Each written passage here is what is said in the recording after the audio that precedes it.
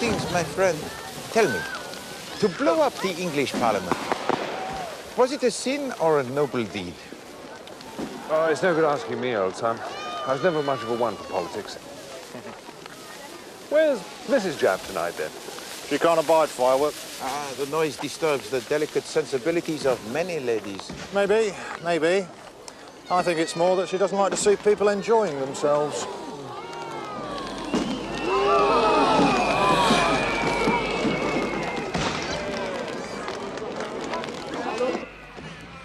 Tell you what, though, what a good night for a murder, eh? I mean, if somebody wanted to kill anybody, nobody would know if it was a gunshot or a firework. But not so good, my friend, if your chosen method is strangulation. No, that's true. No. Or poisoning, come to that. Yes. You're pulling my leg. Yes, Hastings, we pull ever so gently the leg. Well, I still think it's a jolly good night for a murder.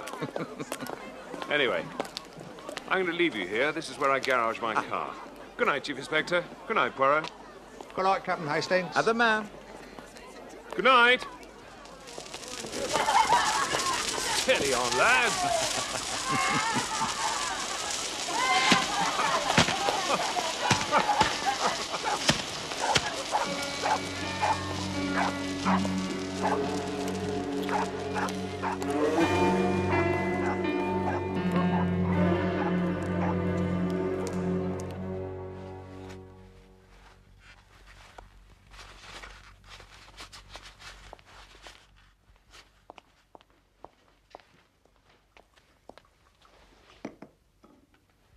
You won't forget your dental appointment at 11, will you, Mr. Poirot? Hercule Poirot does not need to go to the dentist, Miss Lemon. You've put it off once already. My teeth are perfection. It is sacrilege to tamper with them. But why do we not do something constructive about my collars, Miss Lemon? That laundry is in the pay of my enemies. Hercule Poirot's residence. Poirot, please. Oh, Japp here. yes. Chief Inspector Japp. He's here.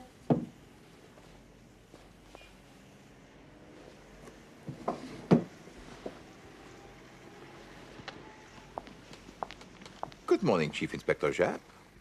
Here's a strange thing, Poirot. You remember how we stopped at the end of Bardsley Garden Mews last night, where your friend Hastings keeps his car? And Hastings was saying about how the sound of a shot could be covered by the noise of a firework? Yes. Well, someone did it. Really? Not murder, looks like suicide. But they're not entirely happy about it. I'll meet you there in 1 hour. Cancel all my appointments for this morning, Miss Lemon. But I... Good of you to spare the time, Poirot. No, not at all. But I hope you appreciate, my friend, the urgent business I have had to cancel to be here. Oh, really? Oh, yes.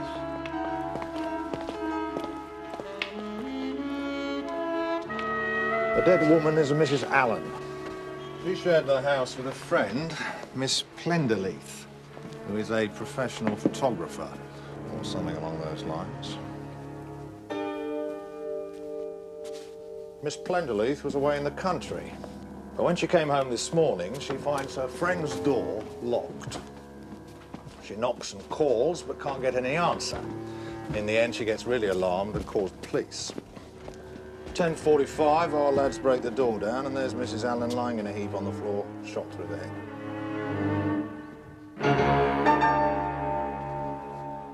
Right, Brett, what's the trouble? Well, the position's all right. If she shot herself, she'd probably have slipped from the chair into just that position. But? The prints on the gun, sir, they're the problem. Bit of a thumbprint and a forefinger, and that's all. Just what you get from someone trying to press the dead woman's fingers on the gun and not doing it very well.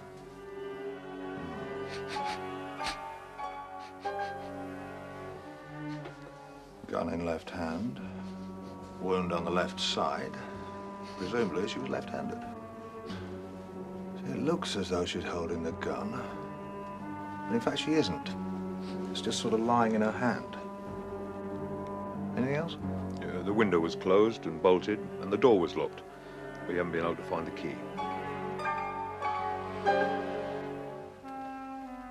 What's this then?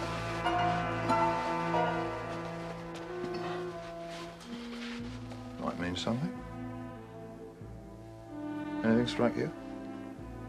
I was looking at the watch.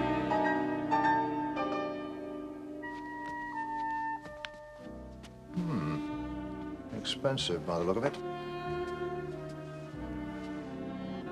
Tuesday, November the 5th.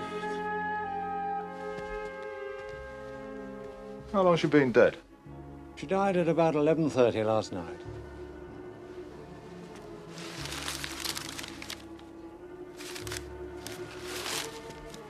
No sign of any note having been written. No. Seems to me all we've got to go on at the moment is the missing key. If the key was here, we wouldn't hesitate. Suicide, we'd say.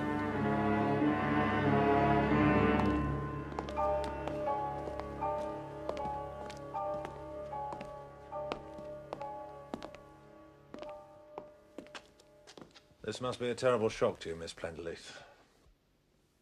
I still can't believe it. We'll be as brief as possible. Now, you've already told Inspector Jameson how you found the body when you came in this morning. You were away for the weekend, I take it?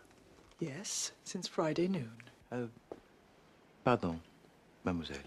When you found the door locked, you called the police.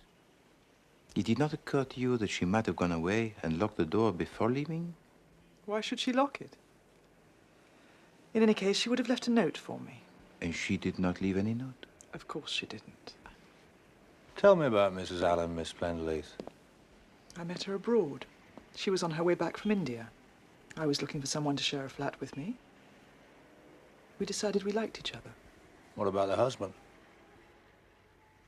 Nothing to write home about, apparently. He drank, I think. Died a year or two after the marriage.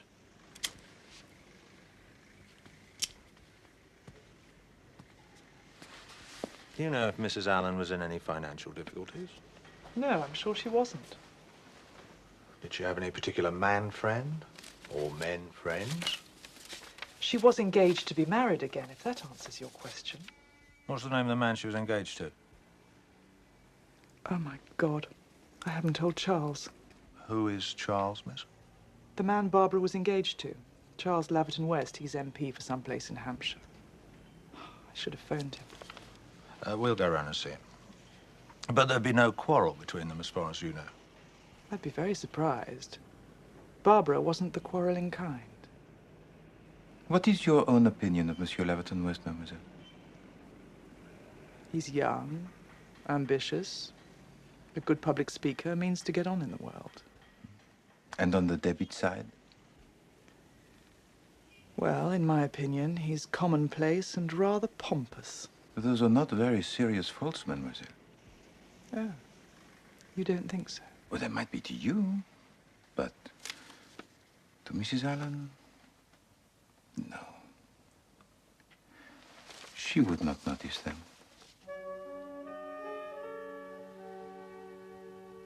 You were fond of your friend. Yes, very.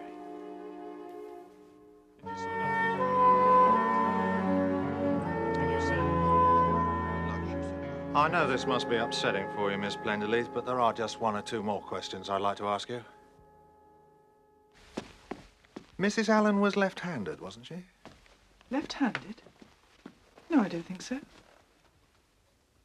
No, I'm sure she wasn't. Really? You see, Mrs. Allen was shot in the left temple, and the gun was in her left hand. Didn't you notice that when you found the body? No, I didn't. It was so horrible, I didn't notice anything. That's understandable, miss. But it seems highly unlikely that a normally right-handed person would shoot themselves left-handed. Have you ever seen this before?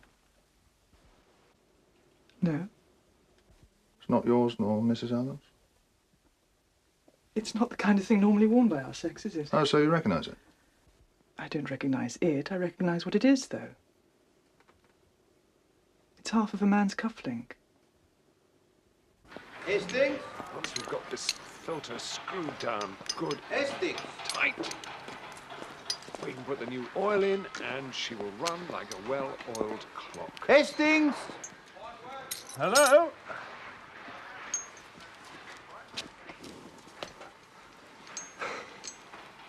What are you doing, Hastings? Well, I thought I'd just do some work on the car. But you were to ask questions, Hastings, to sound out local opinion. Oh, I've done that. Freddie? Freddie's helping with the oil filter. That'll all do. Finger tight for now. We'll put the spanner to it then for putting a new gasket. Right. This is Mr. Poirot. How are you, Gov? I'm Fred Dog. You can call me Freddie. Hello, Freddie. Freddie's got the goods. Did you see something last night? Well, Miss Allen, she went to the post box about 6. About 9:30, though, a car pulled up.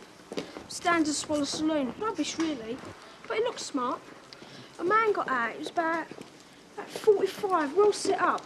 Military-looking gent. You've seen him before? Yeah, a couple of times. Dark blue overcoat, toothbrush moustache. He was in there for about an hour. I saw them come out together. So you saw him leave? I don't miss much, Gov. Then you heard what they said, of course. Yeah, he said, think it over and let me know. And she said something, and then he said, so long. And the way they talked, they were friendly, yes? Can't always tell what else, can you? But they seemed all right. You didn't hear what Mrs. Allen said? Nah, she was sort of round behind the door. Now, look here, my boy. I want you to answer my next question very carefully. If you don't know the answer or can't remember, you just say so. That clear? Ask the question. Which of them shut the door? Mrs. Allen or the gentleman? I think the lady did. No, she never. It was him. He pulled it to with a big bang and then got into the car really quick. Yeah. Here you are, my boy. You seem a bright kind of shaver. Here's 6pence for you. That's very kind of you, sir. But you couldn't see a way to making it shilling, could you? Go on, clear off.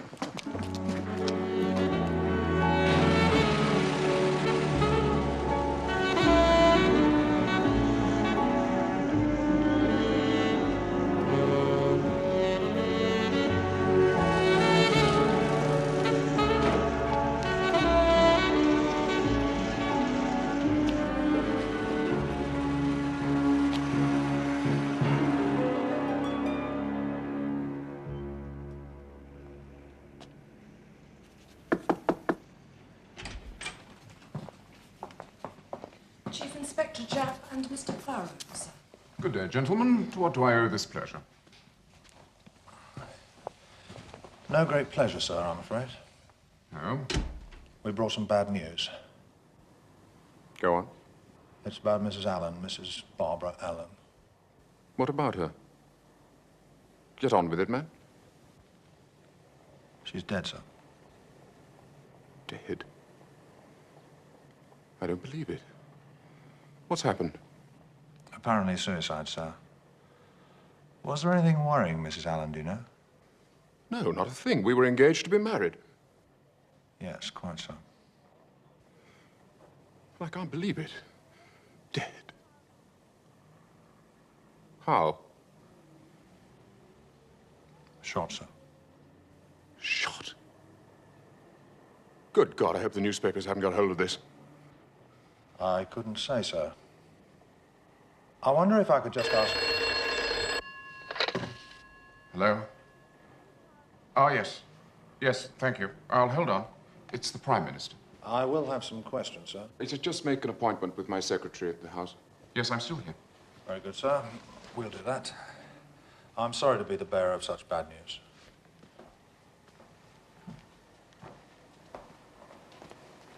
Pardon, monsieur. Allow me to express my deepest sympathy at your loss. Yes, right, thank you. Stiff upper lip, you know, that's the British way. Magnifique. By the way, sir, was Mrs. Allen left-handed? Left-handed? No, I don't think so. Can't say I ever... No, she was right-handed, I'm sure. Ah, Prime Minister. No, not at all, Prime Minister. Yes. Yes, everything's ready for you.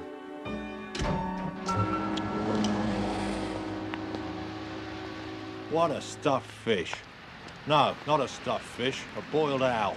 As you say, Japp, more concerned about the newspapers than his fiancée being dead. Plenderless girl was quite right about him. Mind you, he's a good-looking chap. Might go down well with some women. Perhaps, but it would not do, I think, for them to have a sense of humor. The important thing is, everyone seems agreed that Mrs. Allen was right-handed. Yes. Of course, one must not jump to conclusions, mon ami. Never mind about jumping to conclusions, Poirot. This is a murder we're dealing with.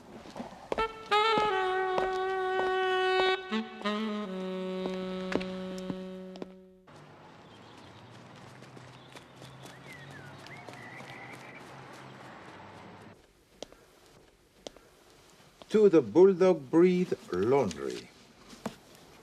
Dear Sirs, once again,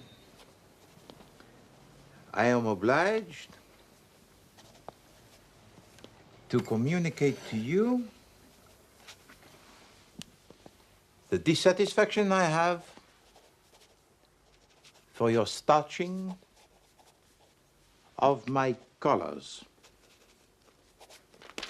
I refer to my instructions of the 2nd of March, 1935, and subsequent letters.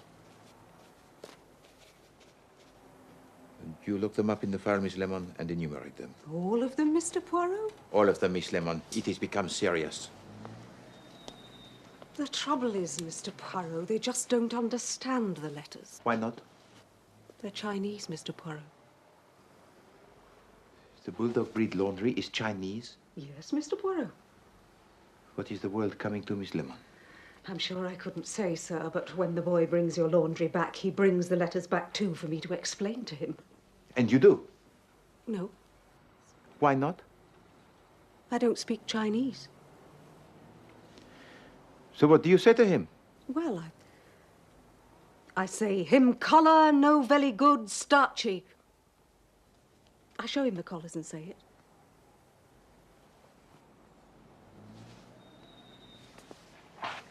Hastings, my friend, you spent some years in China, did you not? No, absolutely. Fine fellows, fine fellows. Did you ever have any trouble with your laundry? Yes, I did, as a matter of fact. And what did you say to them? Well, I said, him collar, no very good starchy. That's where I got it from, sir. I asked the captain knowing he'd been in the East. But Hastings, my collars, they do not get any better. No, mine didn't either, now I come to think about it. Miss Lemon.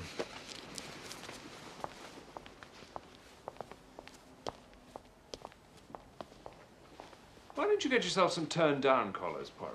They're much more the thing, you know. The thing, Hastings? Do you think Poirot concerns himself with mere thingness? No. No. No, I see that. The turned-down collar is the first symptom of decay of the grey cells. It's Chief Inspector Japp, Mr. Poirot. Well, she's out of it. Good morning, Chief Inspector Japp. Yes, well, good morning. Now, who is out of it? Plenderleith. She was playing bridge in Essex up to midnight. We've got to give up any idea of her being concerned in the business. A disappointment, Japp. You are still convinced we are dealing here with a murder? No doubts about it. Something I've been meaning to ask you, Poirot. What was that you were sniffing at in the room when we first examined the body? Sniff, sniff, sniff. You got a cold, have you? No. I always thought the little grey cells were in your brain. Don't tell me your nose cells are superior to everyone else's, too. By no means. It was merely cigarette smoke. I didn't smell cigarette smoke. No more did I, my friend. There were 9 cigarette ends in the ashtray, 6 of them gaspers, 3 Turkish. Exactly. Your wonderful nose cells knew that without looking, I suppose. I assure you, my nose does not enter into the matter. My nose registered nothing. But the brain cells registered a lot. Well, there were certain indications. Did you not think so? Now, am I wrong? Or are we going to talk further with the beautiful Miss Plenderleith? Yes. You know, there was something missing from that room, Chief Inspector. But also something added, I think. know what's worrying me, Poirot? Yes? Yes? What do you mean, yes? I saw you looking at Mrs. Allen's checkbook stubs yesterday. You're too clever for your own good, you are, Poirot. And you noticed, as I did, that Mrs. Allen drew out £200 in cash from her bank on Monday morning. And 3 months ago, on the 6th of August, another 200. Truly? Truly. And there's no £200 in this house that my lads could find. I'm afraid, Miss Plenderleith, that we are no longer treating this as a case of suicide. Suicide? You see, being as how your friend was in no way, shape or form likely to commit suicide, we have to consider the alternative, murder. Murder? Are you sure? How horrible. Horrible, perhaps, mademoiselle. But impossible? I suppose it's possible. And if there was a murder, there would have to be a motive. Ask me any questions you like. But I don't see how I can help you. On Monday night, Mrs. Allen had a visitor. He's described as a man of 45, military bearing, toothbrush moustache, smartly dressed and driving a standard Swallow Saloon car. Do you know who that is? Sounds like Major Eustace. Who's Major Eustace? He was a man Barbara had known in India. He turned up about a year ago, and we've seen him on and off since. He was a friend of Mrs. Allen's. He behaved like one. Would it surprise you, Miss Plenderleith, if I suggested that this man was blackmailing Mrs. Allen? Of course. So that was it. Of course. You find the suggestion feasible, mademoiselle? I was a fool not to think of it. I wish she'd told me. I'd have told him to go to the devil. But he might have gone, might he not, to Monsieur Laverton West. Yes. Yes, that's true. Which room do you think Mrs. Allen would have received her visitor in? Oh, probably in here. On the other hand, if she wanted to write a cheque or anything of that kind, she'd probably take him upstairs. There was no question of a cheque. Mrs. Allen drew out £200 in cash on Monday. So far, we've not been able to find any trace of it in the house.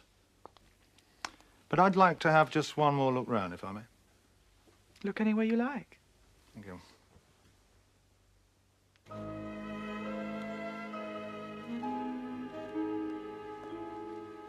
Would you like to sit down?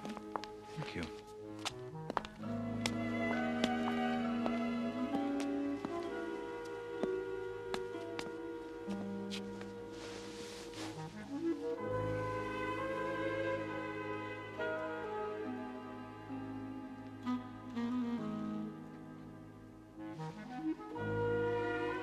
Cigarette? You are most kind.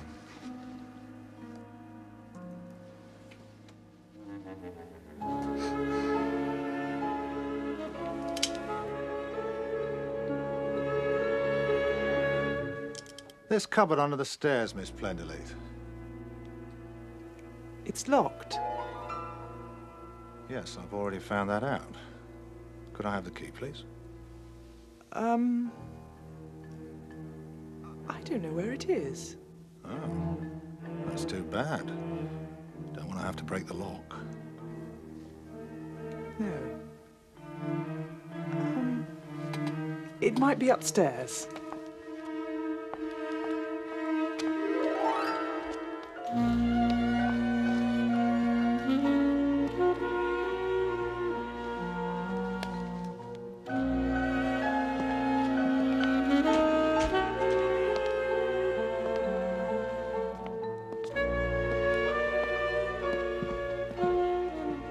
I managed to find it.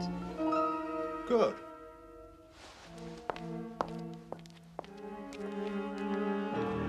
We keep it locked. Otherwise one's umbrellas and things have a habit of getting pinched. Very sensible.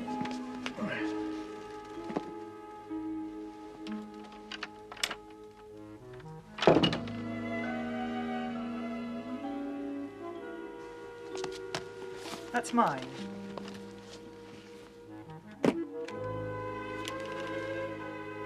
It came back with me yesterday morning, so there can't be anything there. Just as well to be on the safe side.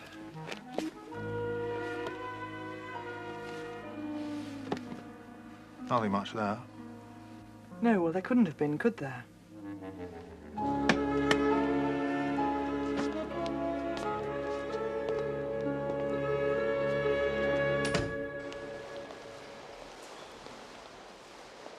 Sorry to bother you again, Mr. Labrador West. Couldn't it have waited?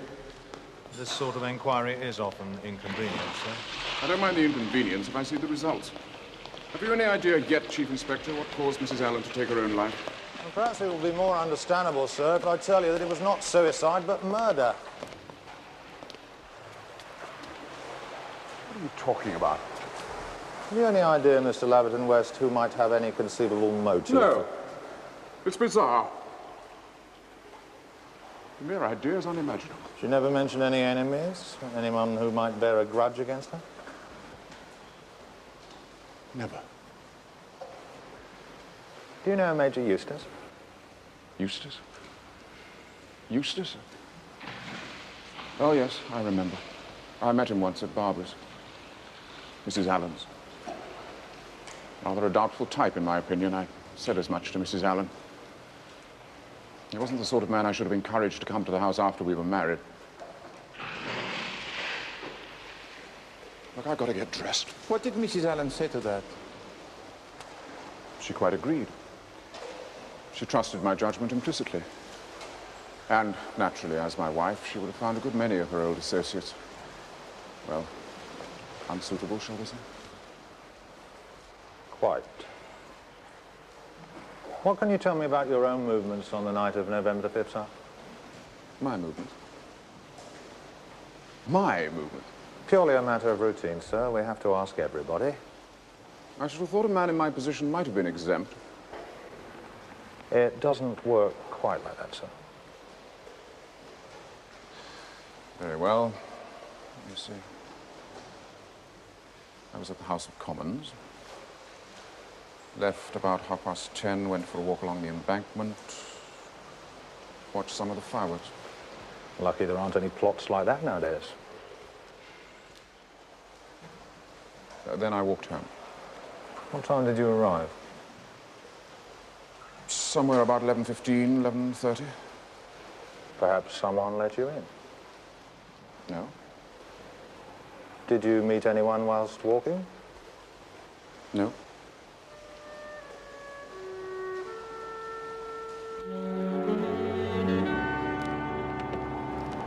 What an alibi. So feeble, it must be genuine.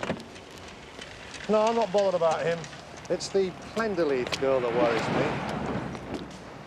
I'd still like to know why she got so hot and bothered about that briefcase. That's something in your line, Poirot. You like chasing about after the kind of triviality that leads nowhere. The mystery of the perambulating briefcase. Sounds quite promising.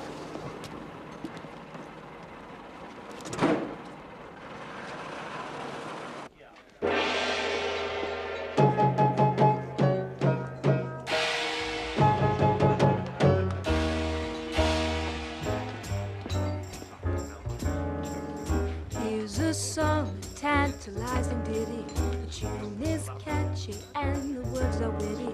Could be it's a country or a city. Is it Tokyo? No, you gotta work south a little. Is it Kokomo? No, you gotta work east now, boys. Here's a clue, the setting's oriental. Has a native beat that's fundamental. That came way before the continental. Is it Mexico? Nunca, nunca. Is it Borneo? You're getting warmer 'cause it's Hindustan.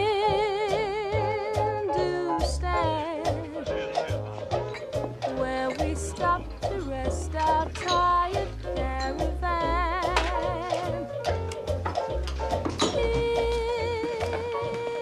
Hindustan. Where the painted peacock proudly spread his fan. Major Eustace in the club.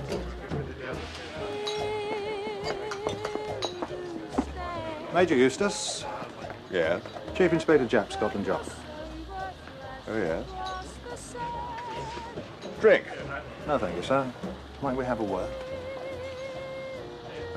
Yes. Shall we go over here?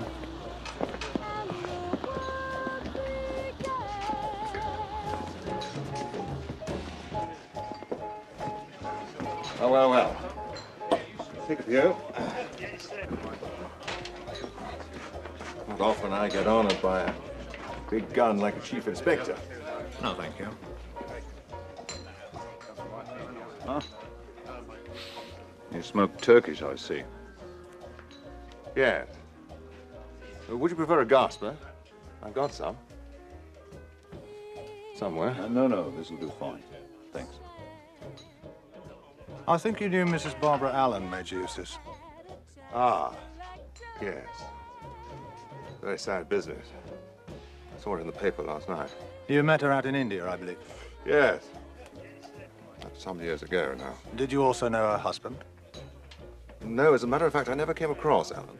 But you know something about it. I heard it was by way of being a bad hat. Of course, that was only hearsay. Mrs. Allen never spoke about it. Never. What I want to know is, did you see Mrs. Allen on the night of November the 5th? Indeed, I did. You called at her house, I think. That's right. She asked me to advise her about some investments. She gave no hint about contemplating suicide. Well, not the least in the world. As a matter of fact, when we said goodbye, I said I'd ring her up soon and we'd do a show together.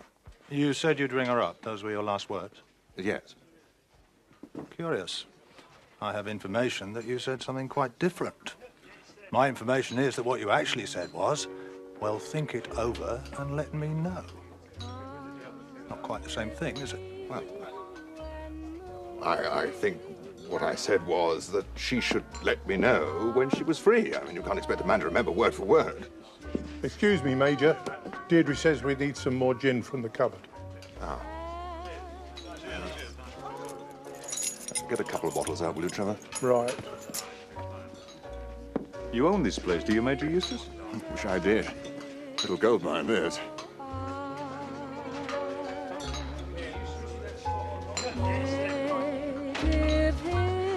You say that Mrs. Allen asked you to advise her about investments.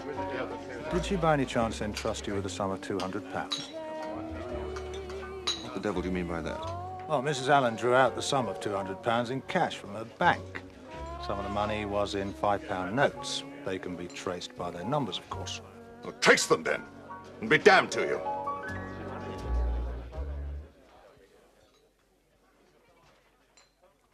Trace them. I don't care.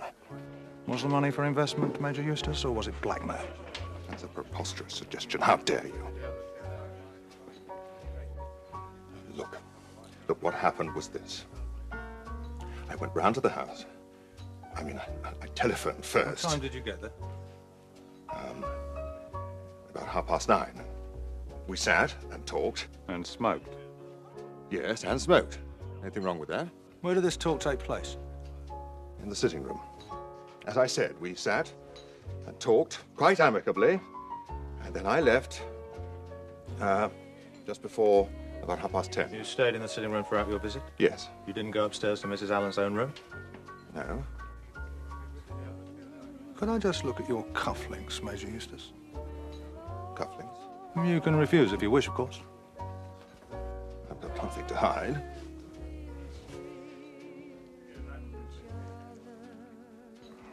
When did that happen? What? Well, one of them's broken. Oh, I know. I noticed it this morning.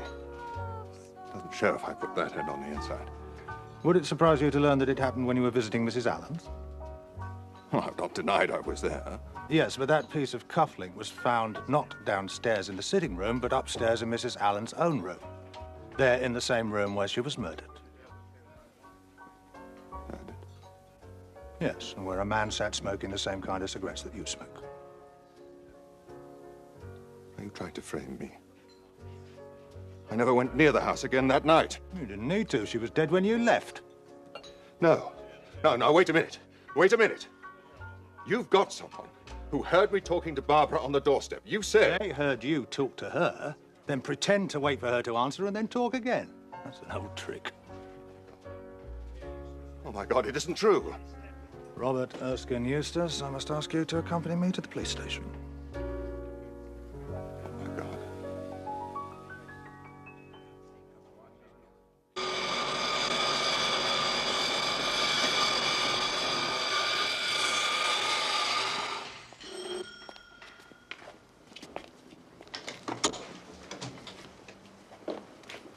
Oh, hello. Yes, dear? Could I please speak to Miss Plenderleith? Well, you could, dear, if she was here. She's gone off playing that golf. Golf? If you please. And that poor Mrs. Allen's still lying cold down at the mortuary. Indeed. This is most difficult.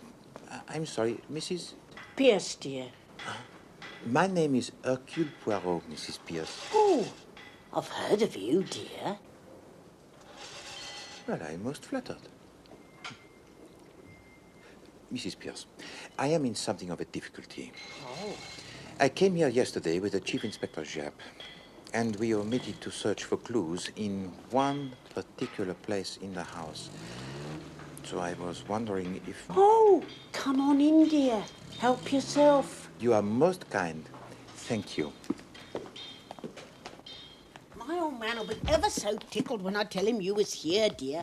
Always reading your exploits in the paper, he is. Ah, that's very nice, Mrs. Pierce. May I? Yes, go on.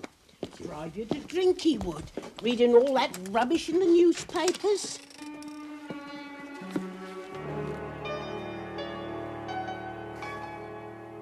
Mrs. Pierce, where does Miss Plenderleith go to play the golf?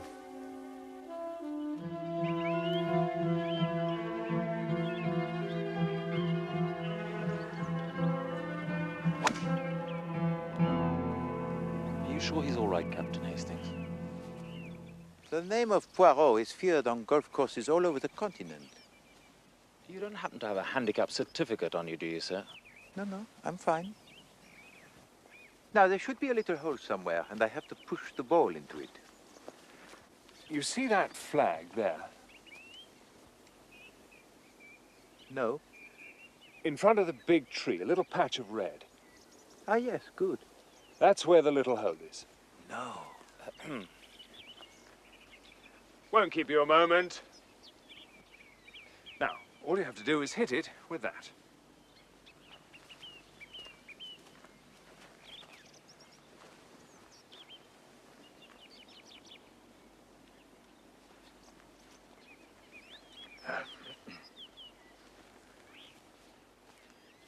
Go ahead. Easy does it. Am I allowed to hit the flag? Oh, yes, that'll be fine.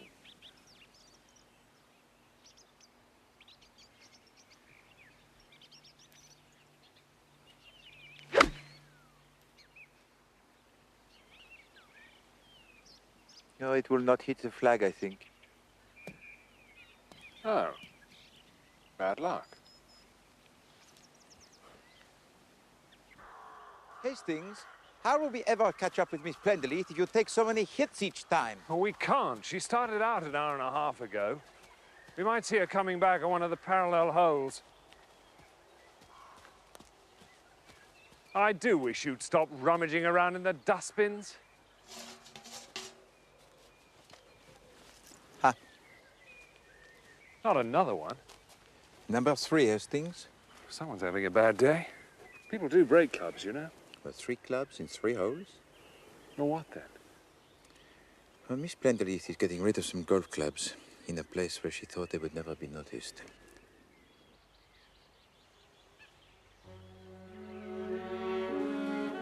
Major Eustace is not guilty of murder, Hastings.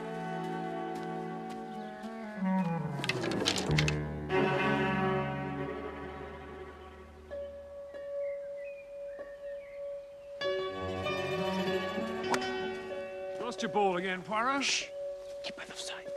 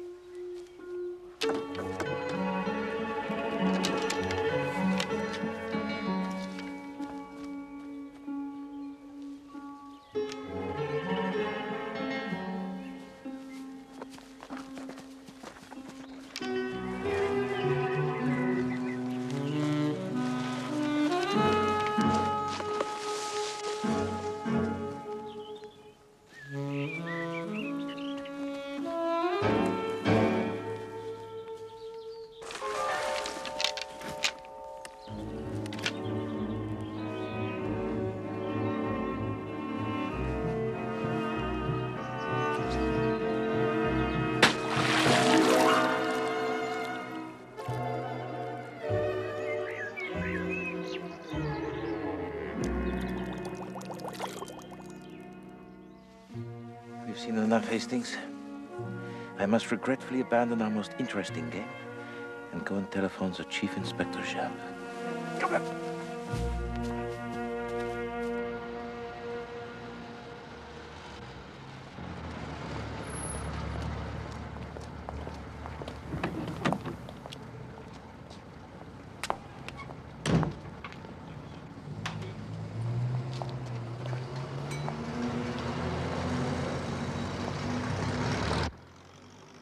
Why?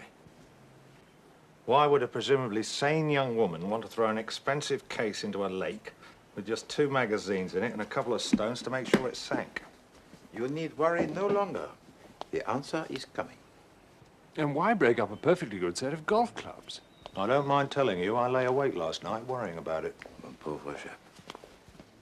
Miss Plenderleith, Mr. Poirot. Thank you, Miss Lemon. I'm sorry I'm late. I've just come from Barbara's funeral. It was so good of you to come. Please sit down, mademoiselle.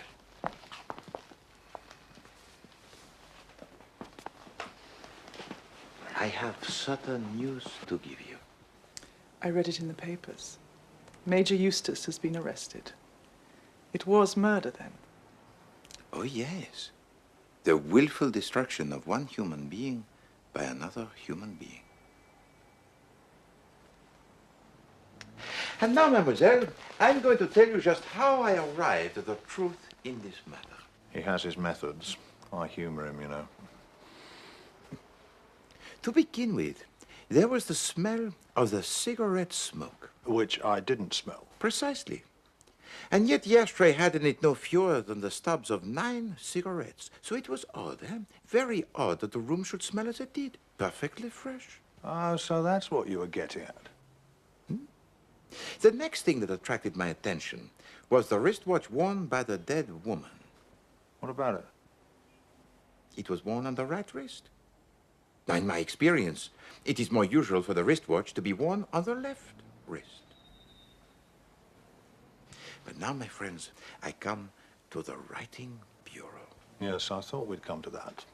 You know, the blotting pad had on top a clean, untouched piece of blotting paper. The sheet was clean because Barbara hadn't written any letters that day. Yes, she had. Freddie saw her post some letters at 6 o'clock. Well done, Hastings. So what then happened to the piece of paper on which she had blotted her letters? But there was a second curious detail about the writing desk. Perhaps you, Japp, can remember the arrangement of it. Allow me.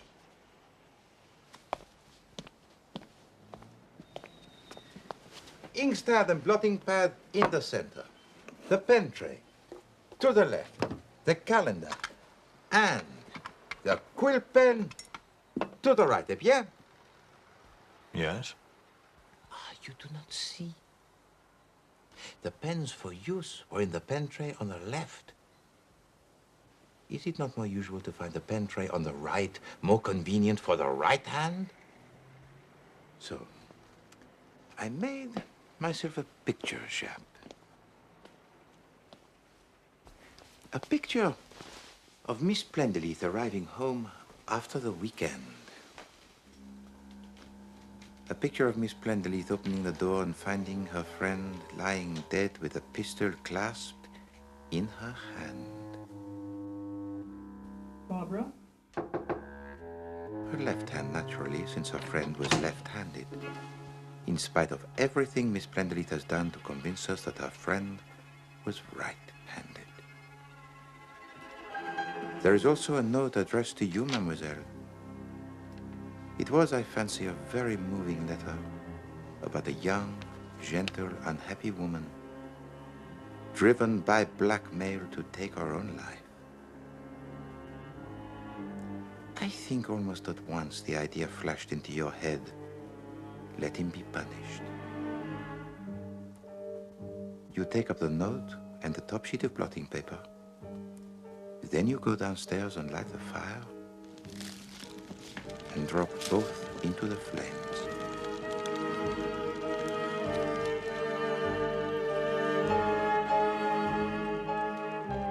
You take the ashtray upstairs to further the illusion that there were two people sat up there talking. You also have a lucky break. You discover a fragment of Major Eustace's cufflink in the sitting room. You take that upstairs too. You expect that to clinch the matter.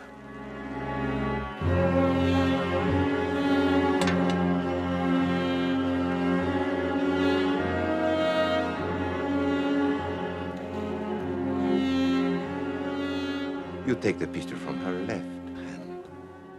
You wipe it clean and put it back in her left hand.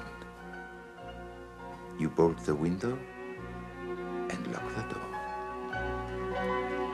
There must be no suspicion that you have tampered with a room.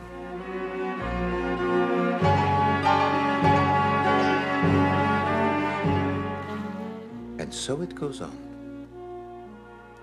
Oh yes, mademoiselle, it was clever. A very clever murder. For that is what it was. The attempted murder of Major Eustace. It wasn't murder. It was justice. That man hounded Barbara to her death. Poor kid. Just because she got involved with some married man in India and had a baby. When the child died, she came back to England. She met Charles and fell in love with him. God knows why, the pompous little tick. And then that devil Eustace turned up from India. If you'd read that letter she left me, you'd understand why I did what I did. She loved Charles, she said. She couldn't live without him. But for his own sake, she mustn't marry him. She was taking the best way out. I wish you'd seen that letter. And you call it murder. Because it is murder. The man you wish to trap is already in prison. Do you really wish to destroy him?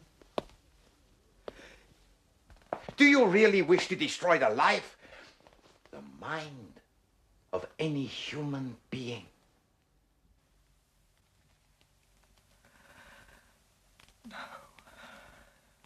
No, I don't.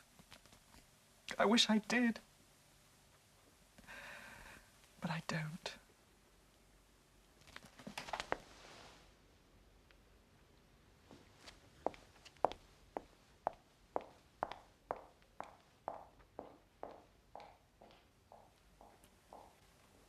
Well, I'm jiggered. Not murder disguised as suicide, but suicide made to look like murder. And cleverly done, too. Nothing overemphasized. Wait a minute. What about the briefcase? And what about the golf clubs? Oh. Well, they were Mrs. Allen's. You see, Jane Plenderleith had to convince us that her friend was right-handed, if we were to believe she had been murdered.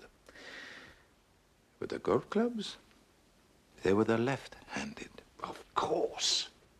And when she opened the cupboard, she tried to focus our attention on the wrong object. So she used the briefcase as a, what is it, a bloater? Kipper? Red herring. Absolutely. And now, my friends, it is time for me to take you to lunch.